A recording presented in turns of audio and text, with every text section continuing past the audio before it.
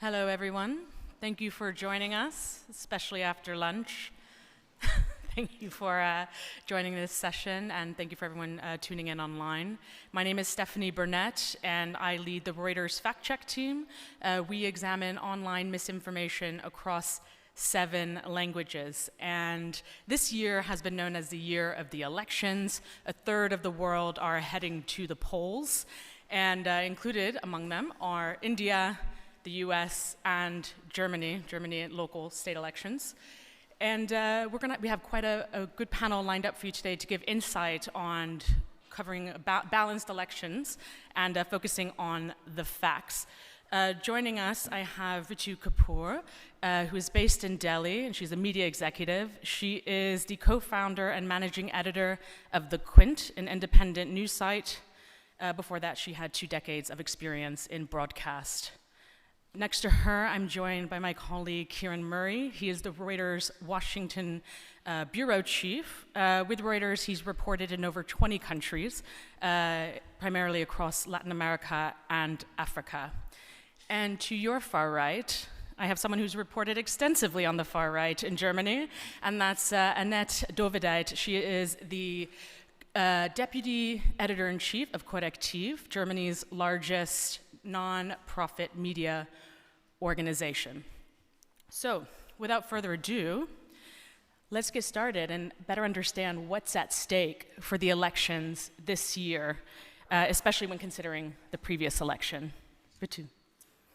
So, today is the first day of polling in India for a 7 phases poll election, 44 days. It's the largest election in the world, right? So what's at stake? So let's understand that India is important for the world, right? We are the 5th largest economy. We are the fastest growing economy. We are the most populous country. 1 out of every 6 persons in the world is an Indian. We are, or think we still are, the largest democracy in the world.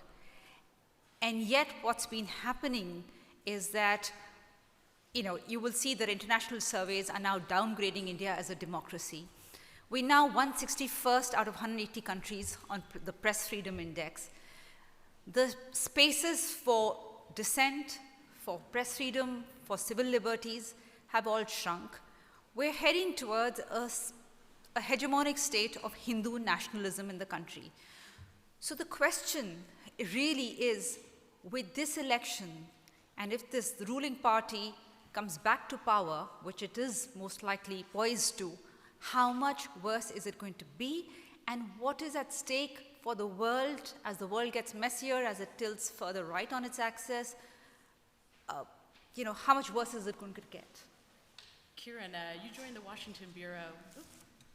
You joined the Washington bureau just days before Trump took office in 2016. Bit of a deja vu here. Yeah. Tell us more. What's at stake?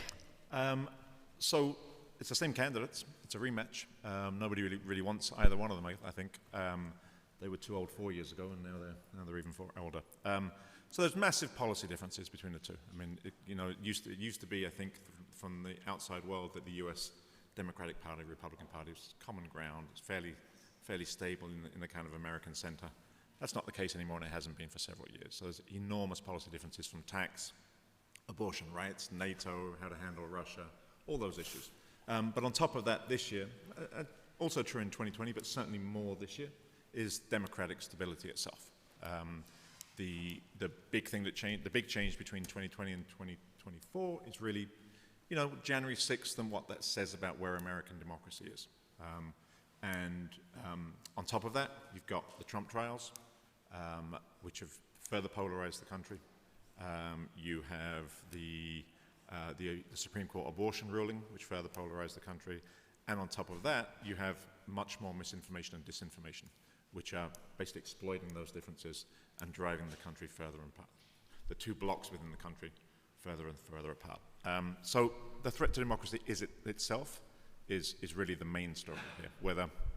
Whether the country can get through elections, can find a winner, can accept the result, or whether we're going to have a very protracted and possibly, I don't like to exaggerate this, but possibly violence around that period after the vote itself.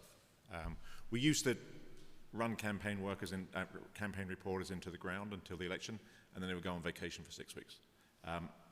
No one's going on vacation in November, December, or January. That could be the hottest part of the story. It's really the post-election crises or the possible crises that come from it. So that's the main thing. And Annette, there's not a general election, but state elections that are quite crucial. Can you elaborate more on what's at stake? There are 3 state elections in 3 parts of Germany, and for the first time it is very likely that a far-right party, the AfD, Alternative for Deutschland or Alternative for Germany, can get into government in these parts of Germany, which would be a historical shift, especially in Germany. And it's a big fear for a lot of people that this establishes a populist and not only far-right party to be in the government. And well, we are going to talk about what this means also for us here as journalists and how we can maybe prevent things like that to happen. And is it alarmist, where some critics or observers would say, you know, there were remnants of, or something reminiscent of the 1930s and what's happening with the far right in Germany? Yeah, there are some similarities. One is that a large percentage of the population, especially in these eastern parts of Germany, doesn't really believe in the government or the functioning of the state anymore at all, which make them more, well, maybe fond to vote for these far-right parties. And another thing is the economic situation in large parts of Germany, that a lot of people feel left out because they feel like they... because of unemployment or low wages, high energy costs and things like that, that they don't feel secure anymore, and they don't really understand what does the state or the government do for me. And the populist parties like the AfD seem to have easy answers. It was a little bit like that in the 1930s when people went on the streets and didn't feel that the government was doing anything for them.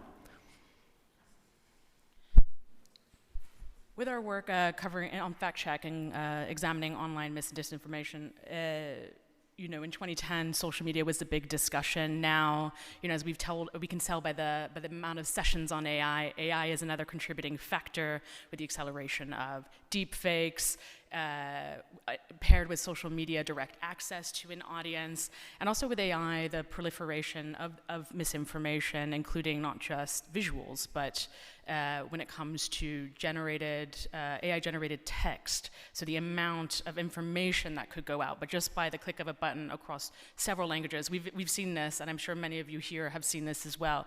So there's a lot of things happening here. And a big question that I have for us here is, how do we get the facts to resonate with the audiences amid such a polarized society? Annette. Well, it's not an easy question. Just like you do fact-checking, we also have fact-checkers at CORRECTIV that go through social networks and try to debunk and to, well, tell people what is really true and what is not. And we feel that, or we see that it doesn't really resonate so much, for at least in Germany. The polls are still high for the AfD. In one part of Germany where there will be local elections this year. The AfD has 30% in the polls, so we wonder if all of our work, our fact-checking work, even resonates at all. And someone just told me that yesterday there was a neuroscientist in one of the panels here yesterday who said the big problem is that when you have a bit of disinformation news, it fills your brain so much that everything you hear after that doesn't resonate at all, because your brain is already filled up with this fake news information. And I think this is the biggest challenge, and maybe we can find some answers here today. Ritu.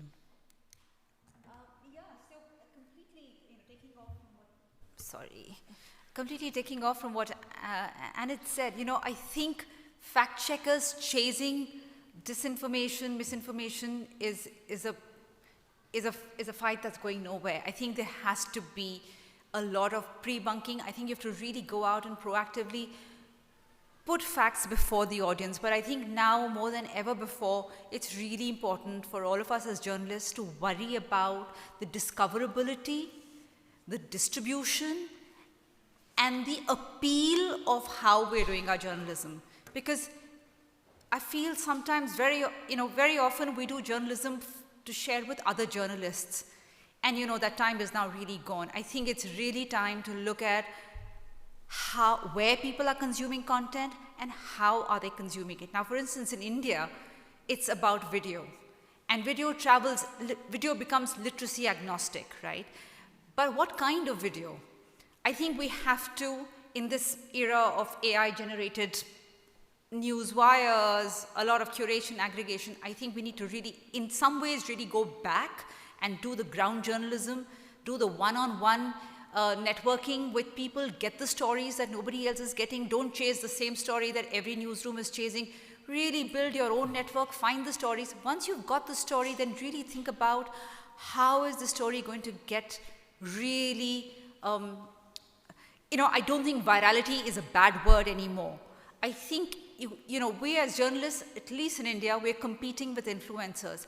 Why are people going and consuming the content that influencers are consuming? Because that influencer's entire being depends on people consuming her or his content. So short form content, putting it on social media platforms. On India, if people are consuming content on WhatsApp, find a way of it, circulating on WhatsApp. Make it short but effective. Make sure that the important facts are going out first. Don't spend a lot of time building up the story and the fact is buried somewhere deep down where people may or may not reach. You know that people are not spending more than 60 to 70 seconds on anything. I think we need to take a page out of the playbook of content creators and influencers and then bring our content, which is infused with solid fact, investigation, data, parsing, and then put it in those formats so it really gets consumed. I think really that, and do a lot of pre-bunking rather than wait for the misinformation to reach. Yeah, definitely with pre-bunking. Is everyone aware of pre-bunking?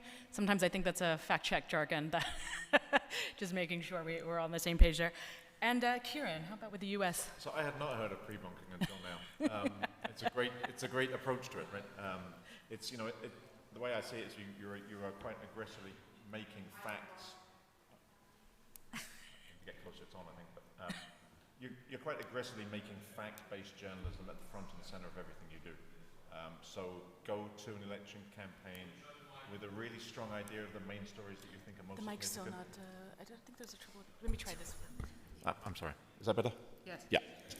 So go into a campaign with a really clear perspective of what you want to cover, the issues that you, as a news organization, you believe are the most important.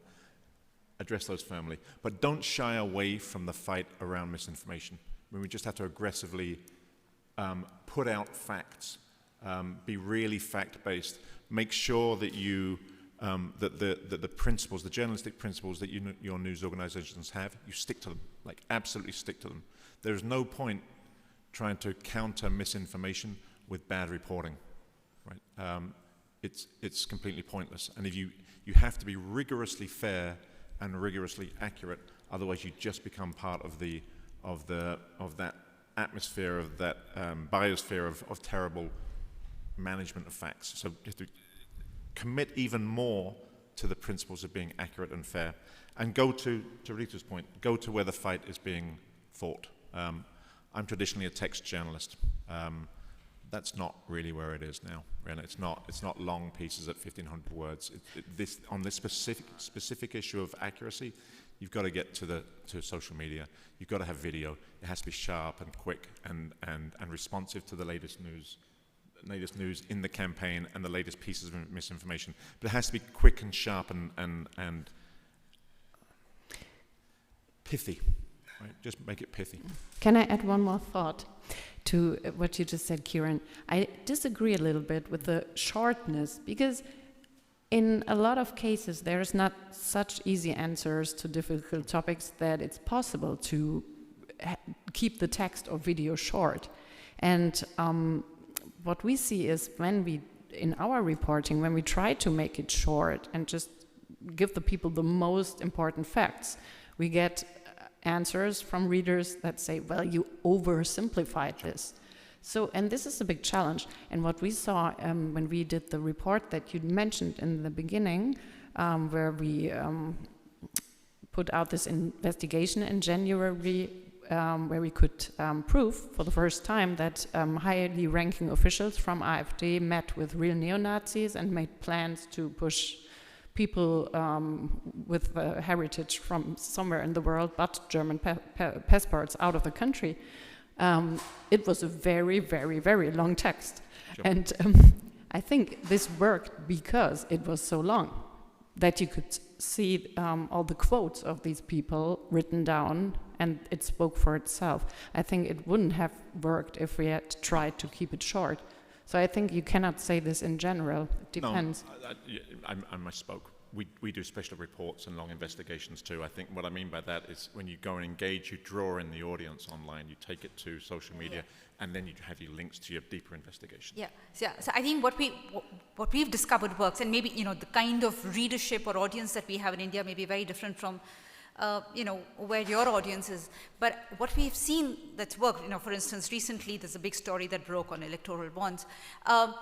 But we used a lot of short-form videos to whet the appetite, to arouse the curiosity, and to use them as teasers to get people to then consume that very complicated, layered, complex, data stories that they needed to understand and see the correlations. But first, you have to get the people to those stories, to consume the long form, to consume the detail.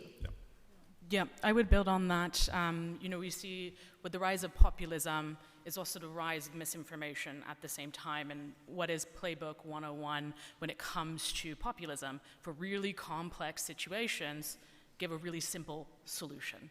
And that's what builds the fire there. So I would say it's already a challenging job that journalists have as wordsmiths or as editors to explain how things are working, but I think we would have to adapt in the sense of how do we get readers to say, hey, here's some context here. I think we have to do that. So they have at least a bit of an urge to go into, it's not a simple solution that we're offering, but it's a teaser. And then when they click, we can get more in depth when it comes to that. And definitely to the point of videos, definitely agree with that, especially the age of TikTok. If anyone has kids or nieces or nephews, attention spans are shorter than ever. And we've seen how newsrooms have adapted into bullet points at the top because we can't expect readers to go more than 10 seconds. I don't agree with it, but it's what we're being dealt with, and it's a harder hand we're being dealt. And one other thing I'd add is when it comes to reporting the facts, I think it's to understand the skeptical reader and understand their fears, right? So for example, this is an example I give often, is in 2020, as the mRNA vaccines were being rolled out, the EU really quickly approved the mRNA vaccine. And many people were saying, well, do I trust this? Why do I trust this? And it could easily be done as, well, that's the science, check, trust it, move on. This is a mistake. We need to understand why are there fears. It is unprecedented how fast that was rolled out. Now we need to explain why it's fast. And so I think trying to understand the reader in that sense and to not brush it off is also important. Great, okay. Thank you all for that. When it comes to these days, whether it's online or physical, threats to safety are often an issue, unfortunately. So what are the threats journalists are facing and newsrooms are facing, and to ensure that they get the whole story, and how are newsrooms preparing? Kieran? Sure. Before I get into journalism threats, we are, one of the things we're doing at Reuters this year and last couple of years is examining with very deeply reported pieces about the threats going more broadly, especially to election officials, especially in those battleground states, the kind of threats that have forced people to leave the business, to not volunteer next time around, as a sort of a way of intimidating election officials and possibly having an impact on the vote the next time around. Also, judges. There's been a dramatic increase of threats to judges.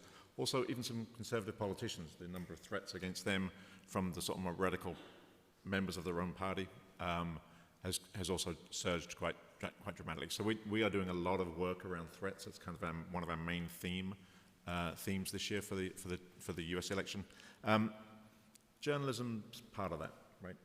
We try not to make too much noise about threats against journalists. We don't think that's what it's about, but we keep track of it, and there are times where we will jump in and engage. What we are seeing is, it's nasty. It gets nastier each year. More and more direct threats, some pretty nasty stuff online. We have different categories of how we put them in certain buckets, the type of threats they are, and how we respond. Sometimes we just ignore it because actually engaging makes it worse. Sometimes we take it to law enforcement, and there are 2 or 3 steps in between. But it's pretty horrific sometimes. Mention of children and wives and husbands and parents, sort of threats against them as well. We had a reporter, I don't think I'm going to say where, we had a reporter on the ground last week, the only reporter at an event, and the speaker, who's a well-known politician in the US, pointed our reporter out, said they were fake news, which we just are not, and made a big point about the lies of fake news and reporters like this, and it's not good, and it's especially bad when it's one reporter in a large and fairly hostile crowd. We are having words with that politician because that's not the way to do it. Immediately, people started piping up with their traitors, put them in jail, that kind of stuff, and so that begins to worry us because the kind of violence that can come from that is pretty obvious. So we're part of that. We try not to make us the story, but it certainly is happening, and it gets worse and uglier each year. Yeah, and it's harder to keep up with the preventative measures, especially online with doxing, especially in the US context. Annette, with your investigative work, I can imagine there's a lot of, you're best friends with the legal team. Yes. Tell us more about that. First, one thing adding to what Kieran said, because it just came to my mind, it's a big thing at CORRECTIV right now. We are trying to hire someone who can be a video reporter on the ground during, before the election in Eastern Germany. And we've been trying for weeks and weeks to find someone, but we cannot due to security reasons, because we have only money for one person who would be there on the ground with a video camera on his own or her own. And we have talked to so many people who said, well, I cannot go there, especially not as a reporter for CORRECTIV in this situation. It's too dangerous. And so we are now thinking, well, should we bury this plan altogether, that we want to have this good coverage, video coverage of the elections? I don't have a solution yet. So that's one thing.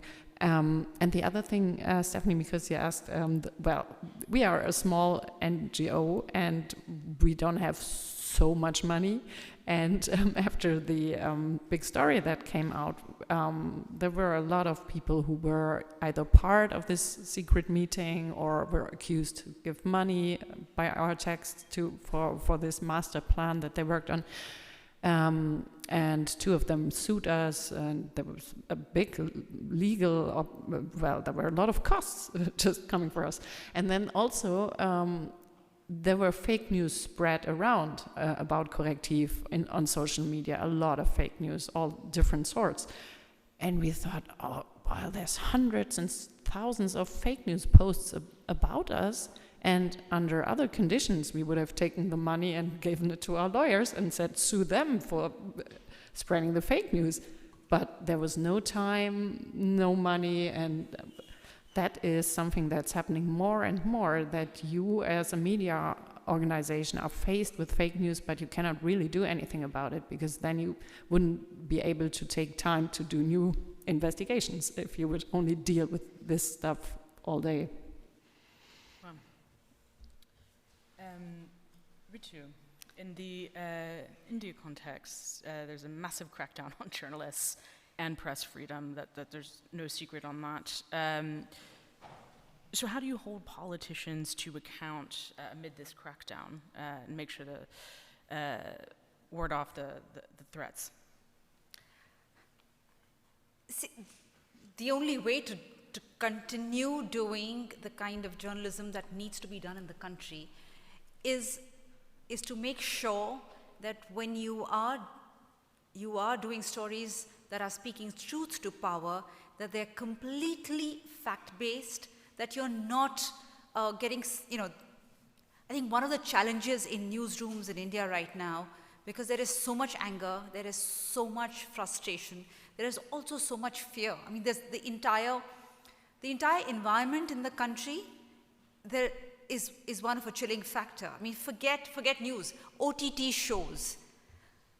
The kind of topics that an OTT channel or platform will just not touch, if it's got to do with politics, gender, caste, religion, there's just so many issues that you just can't talk about, which means the space for people who can tell those stories is very, very narrow, because please understand that in India, there is a complete news media capture.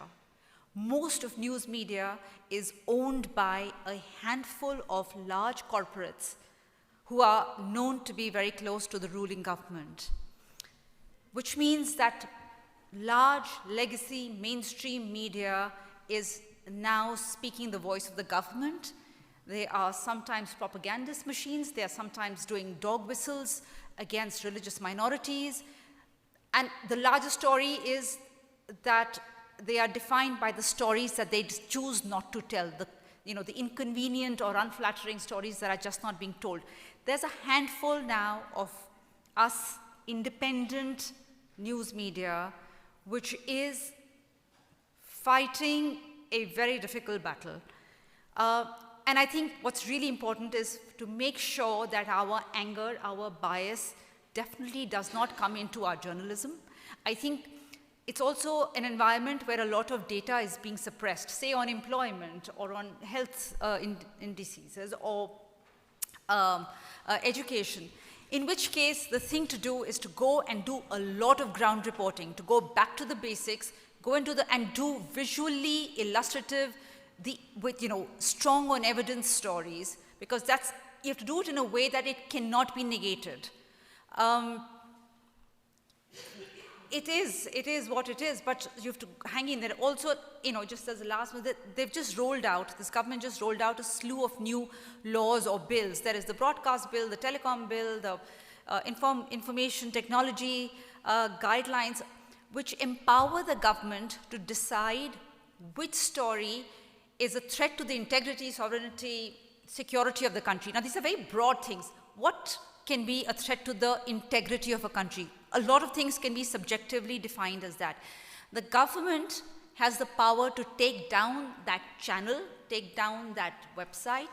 Just last week, several YouTube channels run by journalists were taken down. They were given no reasons.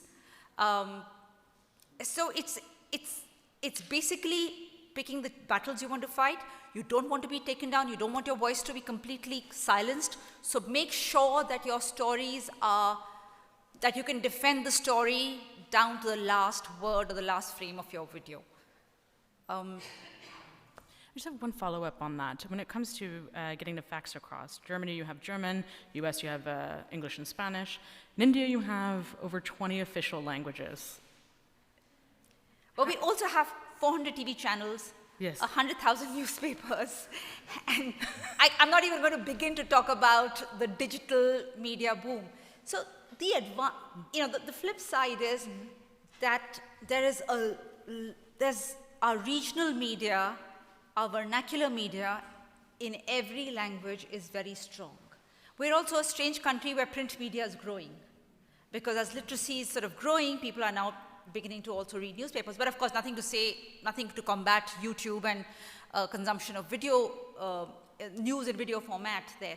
So I think the news is getting out there, but the challenge is sustainability, survival of independent news media, because revenue is the challenge. And in regional media, revenue becomes the bigger challenge, because for some reason, if you're looking at ad revenue, the feeling is among advertisers that regional audiences do not have purchase power. So I think the challenge is not that there isn't enough news going out. I think how do we get staying power? We've touched on covering the far right. We've touched slightly on Hindu nationalism. When covering fringe groups, how do you manage the tightrope walk, reporting what's in the public interest and ensuring you're not amplifying radical ideologies? Ritu, just to expand on. Well, in India, the mainstream narrative is Hindu nationalism, right? So in a sense, the far right is now out there and mainstream. I think the important thing for us, the way we look at it, is to not cover the loony fringe or the loony right so much that it's sort of almost makes the mainstream Hindu nationalism or discrimination against religious minorities seem sane and legitimate. Which is why, I mean, for instance, this morning I saw a video in which there's a leader of the ruling party invoking Hitler. Now, if I give that oxygen, suddenly, the mainstream narrative suddenly sounds rational. So that is the reason that, we would stay away from giving any further oxygen to the really weird noises. Kieran, I'd love to hear more of your thoughts. Yeah. As an editor, I have a simple approach to this. Talk is cheap, generally. What matters is what people do.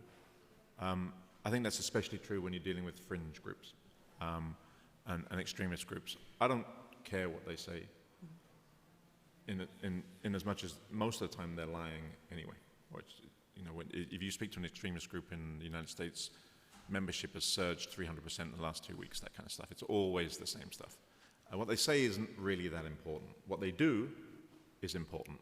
And in the context of our election coverage this year, we are focusing on threats to democracy as a singular theme. So we see the extremist groups as part of that area of coverage. I don't care what they're saying. What I care about is what they are doing, how they are organizing, what they're organizing for, under what scenarios they see themselves being useful, being engaged, activating cells, at what stage of the election process, if at all.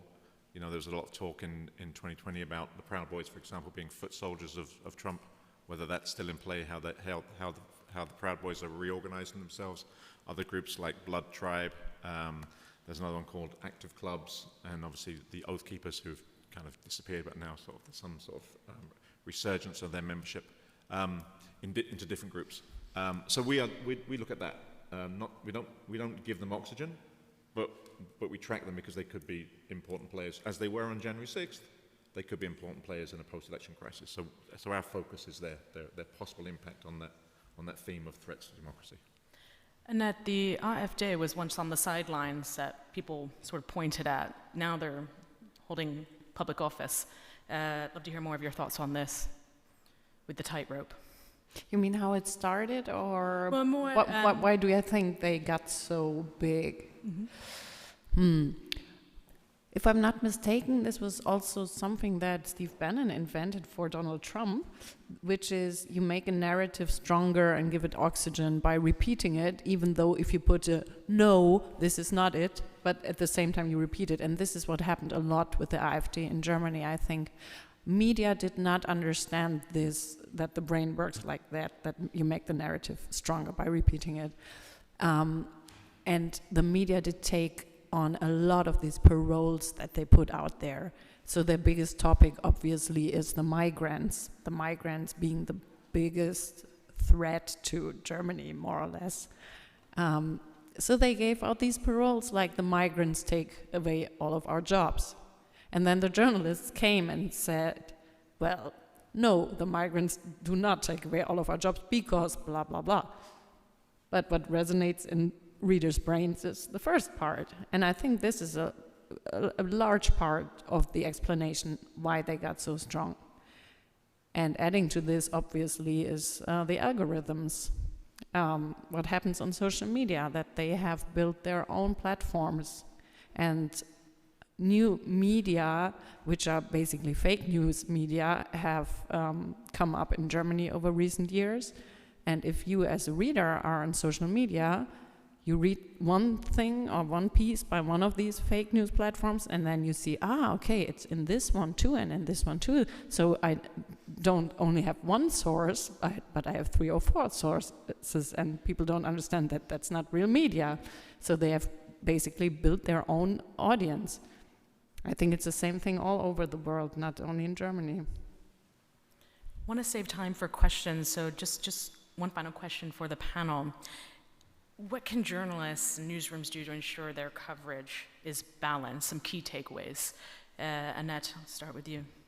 I'm not sure if it really has to be balanced, because people keep asking us, but we are not really a newsroom, so we are a specialized media outlet doing investigations, more or less. Because people keep asking us, why do you do all the investigations on AfD and not about the Green Party?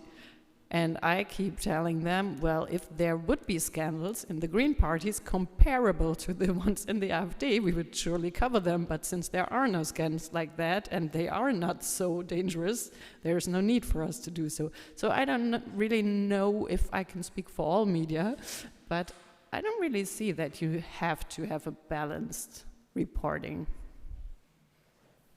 But maybe you disagree completely because you cover everything. And well, we don't. But again, we don't cover everything at the same level. We have a very similar position. In the current context, we are looking very closely at far-right groups because of the possible impact they have on the state of democracy. That's where the story is. And also could be a threat to democracy if you, as a news organization, would tell yourself, well, we have to do research 50% of our time on this party and 50% on the same, and then it, So it's not about balance. balance. I think it's about understanding where the story is and being fair. Like for me, the issue is: are you fair? Like, are you actually portraying reality on the ground, and are you meeting a bar with a reasonable person? You're always going to get complaints, especially in a hyper-politicized environment. You're always going to get complaints. That's not the measure. If people complain about coverage, you need that as an indicator that things are good. Would a reasonable person see bias in this state of reporting? If someone is a reasonable reader and they see bias in your coverage, you've got a problem. Right? Be fair, be rigorous, and I think it's incumbent on all of us to be really good. Right? When facts are themselves being questioned, when you have such levels of polarization in society, I just think it means that we as journalists have to raise the bar for our own coverage as well, and just be really, really good. Be ambitious, do deep investigative reporting, be super rigorous about fairness and about accuracy. I take your point on bias and on being balanced. I don't think balance is the issue as such, because I think it's really about where the story is. But within that, where you feel the story is, be fair. Is my sense. Yeah, I would build on being unbiased is being aware of yourself. Yeah. And everyone in this room has their own experience in life, shapes your values, and that's gonna to prevent you from getting tunnel vision and how you go about reporting. You need to be aware of that so that you have a wider lens in how you approach your story. I think that's the first step. Yep. Otherwise, you get caught in that tunnel vision. Ritu. Yeah, so all of this really, I'm not going to repeat, all the rigor and the fact base.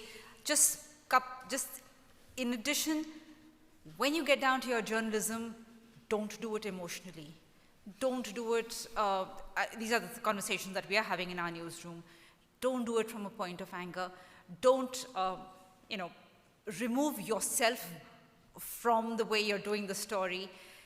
But also in India, it's a question of how you're looking at balance, because if in India, large media, which is reaching out to 1 billion people every day with all its, boots on the ground, if they're constantly belting out one narrative, then the balance is really for independent media to give the other story and to be as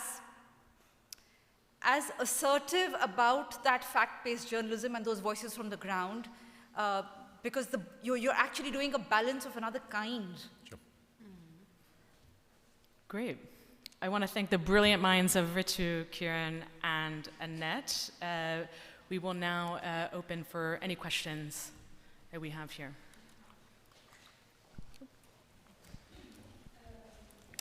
Microphone's coming.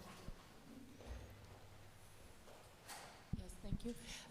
When you want to put your audience on the first place, how do you have to do that at the same if you have concerns about the things your audience is believing in, like their voting right, they may be radical, but at the same time, it's your audience. How do you connect with them if you also think they are wrong or they're seeing the world in the wrong way? Am I capturing that right? If they assume the wrong way of... Well, there are concerns about all the really right voters and the radical thoughts, but at the same time, they are our audience, the people we are making news for. So how can you connect with them if you also think they are wrong? I don't, can I say something? Sure. I'm not sure if there is the audience. And I think this is part of the answer to the question, because there are so many different parts of audiences, and reasonable readers will go to Reuters or read your outlet, or maybe read CORRECTIV. And maybe taking one step back, we are working with researchers who try to understand which part of the population is open to what source of media at all. And they tell us that about 15% of the population, at least in Germany, don't read real media at all. So no matter what you do, what you write, what you research, they will never listen to you. And this is also this other trick that Steve Bannon invented for Trump, that they won't believe anything you say. And so what we try to do at CORRECTIV is focus on the others. About 20%, the researchers tell us, are in this group between the reasonable people and the people who don't believe anything at all. And we try to focus on this group, and I think what you're saying in your question is a little bit aiming at this group. People are skeptical towards the government, and they feel left out, they feel not listened to, but still they believe media more or less. And we try to communicate as much as we can with them. So for instance, in our daily newsletter, I tell them every day, readers, write me what your thoughts are, your fears, your hopes, whatever. And we try to listen to them. We try to build new investigations out of what they tell us. And yeah, it's a lot of answers to a question, but it's a very open question. Sorry, just can I come briefly? I think one of the things that keeps me up at night is that with so much of a mind capture in our country, are we, with our independent fact-based journalism, are we only speaking to an echo chamber?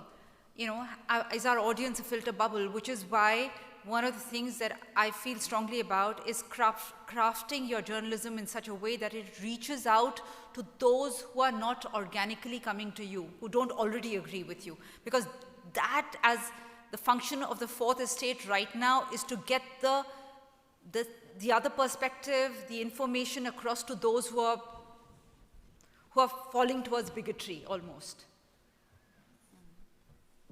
Do you want anything? No, not really. I think I'd make one point. It's not really to answer the question, but to that point, I was at a session yesterday with ProPublica, where they had some really imaginative ideas. They were explaining some of the imaginative ideas they had, both in terms of sourcing and in reaching audiences that are outside their realm normally.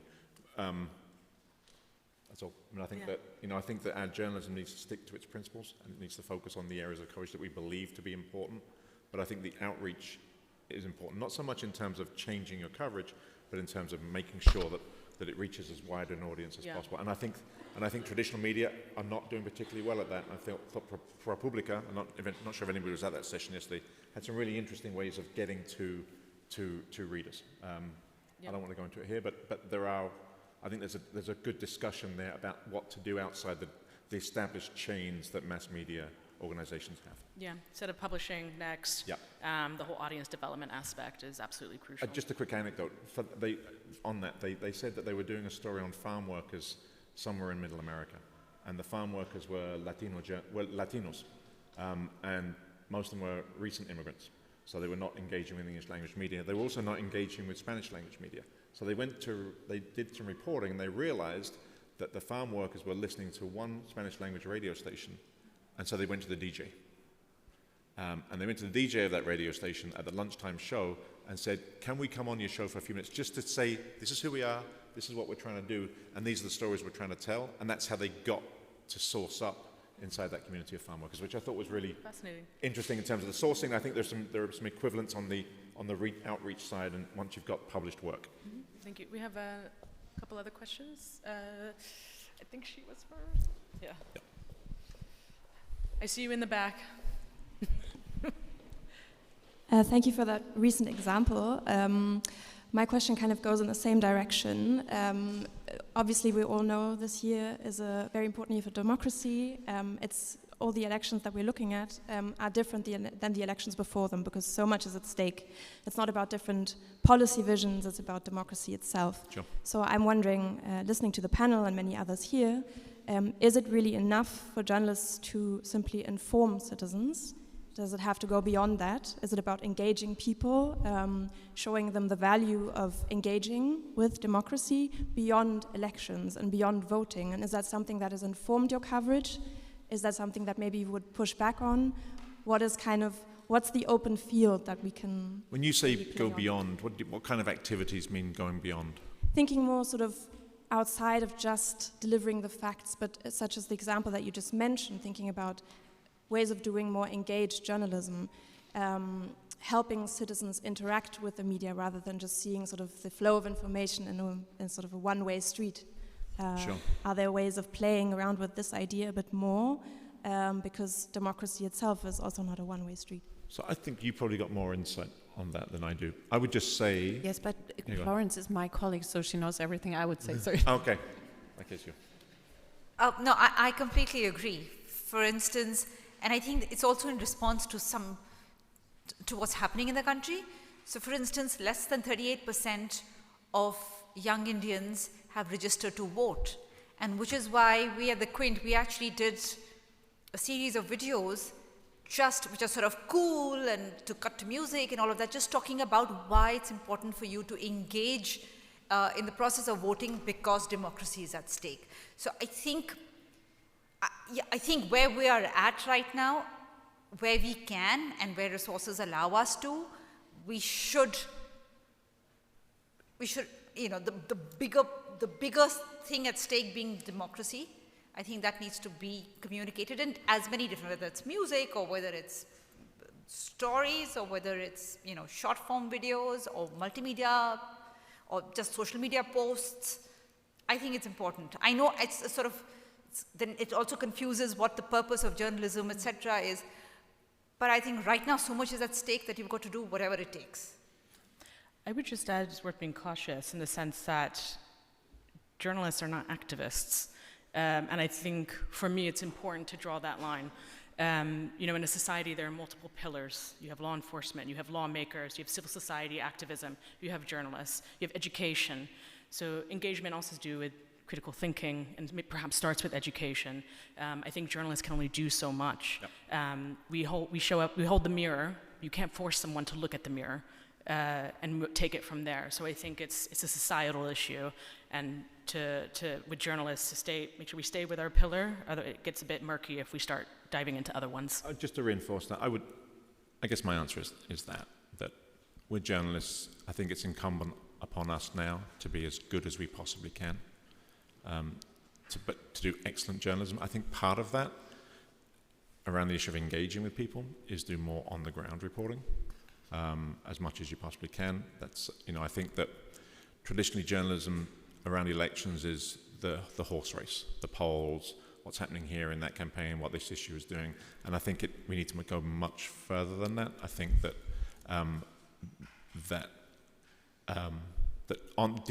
on the ground, hyper-local reporting that tells the broader story of America, for example, that's what I'm focused on right now, is a way of reaching out, is a way of explaining. But I don't think that, in my personal view, I don't think journalists should go beyond journalism. I just think they should do really good journalism. Thank you. We had a question back there. Oh, I am told 9. Nope, okay. There's one over there. No? There's one over there. Oh, she's Oh, no more questions? oh, yeah. Okay. But would love to, if you want to come up here for the question, because I think we're wrapping, is that right? Okay. So we're having to wrap. If we could give a round of applause for the panelists here. Annette, Kieran, and Ritu. Thank you so much. Thank you. Fantastic. Thank you. No, that was a sudden end to the discussion. I thought we were going to